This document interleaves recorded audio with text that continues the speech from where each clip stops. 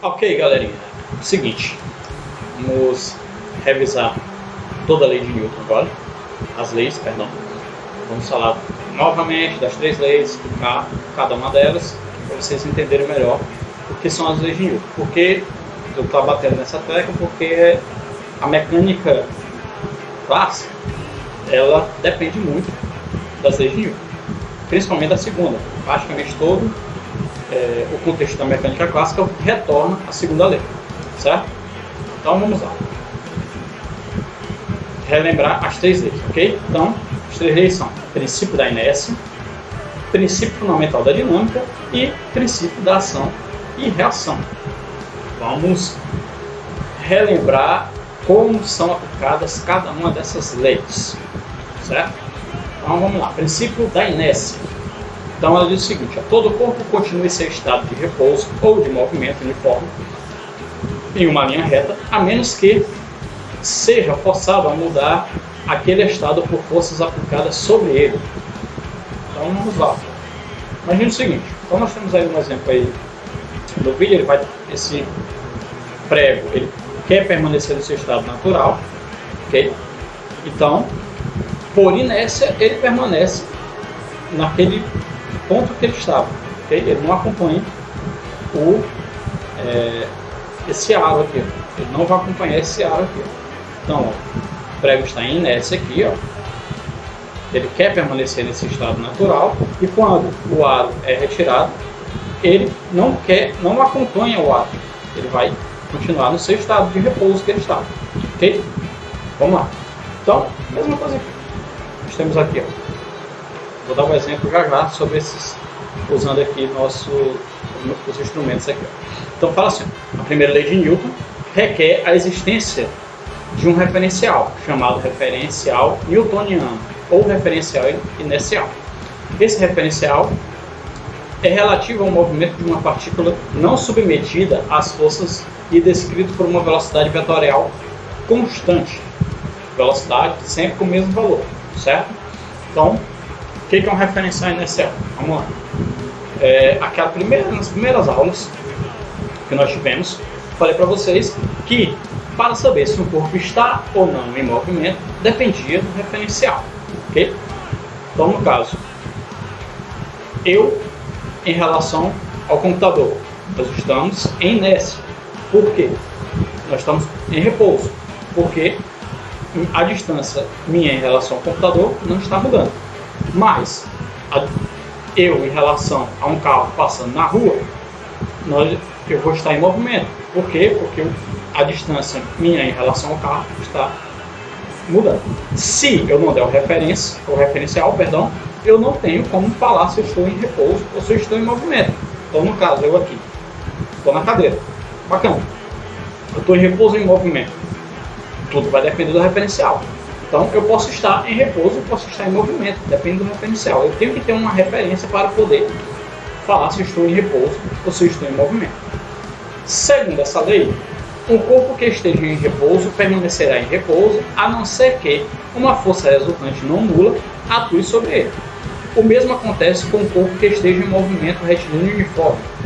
Ele não mudará a sua velocidade, a menos que uma força resultante não nula haja sobre ele. Então, pegando aqui os instrumentos, eles estão em repouso aqui, estão em inércia. Por quê? Porque as forças que estão agindo, tem duas forças agindo sobre eles. Uma que é a força peso, puxando para baixo, e a outra que é a força normal, puxando para cima. Eles estão em inércia, porque uma compensa a outra. A força resultante entre eles é nula, certo? Então aqui, ó. Então nós temos aqui o mouse, ok? Para cima eu tenho uma força, essa força é chamada de força normal. Ela é perpendicular ao plano. O que é perpendicular? Forma um ângulo de 90 graus, ok? Então ela forma um ângulo de 90 graus com o plano, ok? Para baixo eu tenho a força peso, sempre puxa para o centro da Terra, a força peso. Então esse corpo aqui, no caso o mouse, ele está em inércia porque a normal que está puxando ele para cima tem o mesmo valor da força peso que puxa ele para baixo, certo? Então ele está em inércia, parado, repouso, ok? Certo? Porque a força resultante é zero, é nula. Vamos lá. Mas o que seria então esse referencial inercial? É o sistema que torna válido o princípio da inércia, pois trata-se de um sistema de referência que não possui aceleração em relação aos corpos fixos, ou seja, é aquele referencial em que a primeira lei de Newton descreve corretamente o movimento de um corpo em equilíbrio. Então vamos analisar o seguinte: referencial inercial. Então, para que eu tenha a primeira lei, o princípio fundamental da inércia, eu tenho que ter esse referencial inercial. Temos aqui dois referenciais nessa figura. Um que está dentro do móvel aqui, ó, e o outro que está fora. Okay? Os dois parados. Os dois em relação, esse aqui em relação ao solo ele está parado, e esse aqui em relação ao móvel ele está parado também. Quando eles observam a bola, cada um vê a trajetória da bola de uma forma diferente. Esse interno aqui, ó, ele observa a bola caindo na vertical, fazendo uma linha reta. Já o que está fora, aqui, ó, ele observa uma parábola. Ele observa este movimento, uma parábola, ok? Então, o que está dentro, ele observa este movimento, certo? E o que está fora, ele observa este movimento. Mas os dois são referenciais inerciais. Por quê? Porque a velocidade deles aqui é nula. É constante, perdão. A velocidade deles são constantes aqui. Ok? Vamos para a segunda lei, o princípio fundamental da dinâmica. A força resultante que atua sobre o corpo é proporcional ao produto da massa pela aceleração por ele adquirida. Então, vamos ter agora, a força vai depender da massa do corpo e vai depender da aceleração sobre ele, ok? Então vamos lá. Então qual é a fórmula da segunda lei de Newton? De acordo com essa lei, para que se mude o estado de movimento de um objeto, é necessário exercer uma força sobre ele, que dependerá da massa que ele possui. A aceleração, que é definida como a variação da velocidade pelo tempo, terá o mesmo sentido da força aplicada. Então, a segunda lei, a fórmula é essa aqui. Força resultante, vamos já falar o que é a força resultante, é igual a massa vezes a aceleração. E observe o seguinte, a força e a aceleração têm uma seta em cima das letras que representam essas grandezas. Isso significa que elas são grandezas vetoriais. O que é uma grandeza vetorial? Depende do módulo, depende da direção e depende do sentido. Módulo é o valor numérico dela, é a intensidade dessa grandeza, ok? Direção e sentido, ela depende de tudo isso daí, certo? A massa, ela é uma grandeza escalar, tanto que ela não aparece essa seta em cima dela. Então, uma grandeza escalar, ela só depende do valor numérico dela, não depende de mais nada, ok? Só do valor numérico dela. Bem, aí o que implica aqui de interessante, ó, a aceleração terá o mesmo sentido da força aplicada. Então, a aceleração vai para o mesmo sentido que a força for aplicada. Se a força for aplicada da esquerda para a direita, a aceleração vai da esquerda para a direita. Se a força for aplicada da direita para a esquerda, a aceleração vai da direita para a esquerda, ok? Bem, então vamos lá. Força resultante. Então, o que é a força resultante?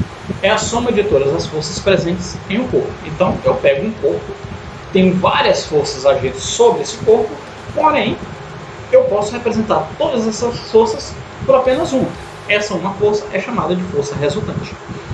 Ela pode ser igual a zero, vetor nulo, ou diferente de zero, vetor força resultante. Então, nós temos o seguinte, ó, vamos lá de novo. Aqui eu tenho uma força resultante igual a zero. Por quê? Neste momento aqui. Ó.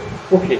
Porque a normal, que está puxando para cima, é igual à força-peso, que está puxando para baixo. Ok? Então, ele aqui eu vou ter uma força resultante igual a zero.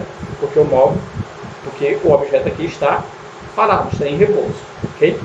Porém, se eu mudo o ângulo deste móvel aqui, ó, se eu vou mudando o ângulo dele, a força resultante não é mais igual a zero.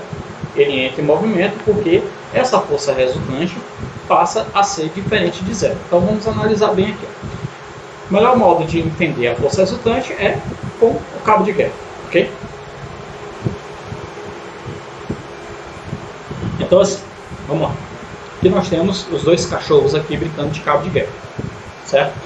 Esse cachorro da esquerda, ele está com a força de maior intensidade do que esse cachorro da direita. Então ele está ganhando cabo de guerra. A força que esse cachorro está aplicando aqui, ó, é maior do que a força que esse outro está aplicando no sentido oposto. Então, ó, eu tenho uma força da direita para a esquerda que tem uma maior intensidade do que a força da esquerda para a direita. Okay? Então esta força aqui vai ganhar em relação a ela. Mas aí eu vou poder representar essas duas forças com apenas uma.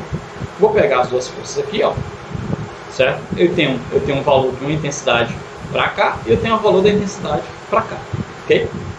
Como eu tenho sentidos opostos, eu vou subtrair a força de maior intensidade pela força de menor intensidade. Quando eu fizer essa subtração, eu vou ter então o que nós chamamos de vetor força resultante, ok? Então esse vetor força resultante representa essas duas forças por apenas uma. No caso, como esta aqui tem maior intensidade, ela está indo da direita para a esquerda, o vetor também vai para o mesmo sentido da força que está ganhando, ok? Professor, mas se as forças fossem para o mesmo sentido, então se as forças tivessem o mesmo sentido, em vez de subtrair, eu iria somar o valor delas, ok? Nas questões eu irei responder exemplos referentes a principalmente a esses termos de força resultante, como é que eu aplico ela, e da segunda lei de Newton, a aplicação dessa segunda lei, ok? As outras duas são mais teóricas e a gente vai falar com calma também. Então vamos para a última das três leis. Princípio da ação e reação. A toda ação há sempre uma reação oposta e de igual intensidade. As ações mútuas de dois corpos sobre de um corpo sobre o outro, perdão, são sempre iguais e dirigidas em sentidos opostos. Então vamos lá. Okay? A terceira lei de Newton diz que para toda força de ação existe uma força de reação que possui o mesmo modo e direção, porém em sentido oposto. Então, lei de Newton. Terceira lei, ela é aplicada em dois corpos distintos. Eu tenho que ter dois corpos para a lei de Newton ser aplicada. Eu não posso aplicar essa lei em apenas um corpo. Ok? Vamos lá. Força de ação e reação. A atuação da força de ação e reação. De acordo com a terceira lei de Newton, uma característica importante sobre as forças de ação e reação é que elas ocorrem aos pares, uma vez que são resultantes da interação entre dois corpos. Ação e reação, você sempre lembra aí, para ter ação e reação eu tenho que ter dois corpos. Não posso ter ação e reação apenas em um corpo. As forças de ação e reação agem em pares e em corpos diferentes.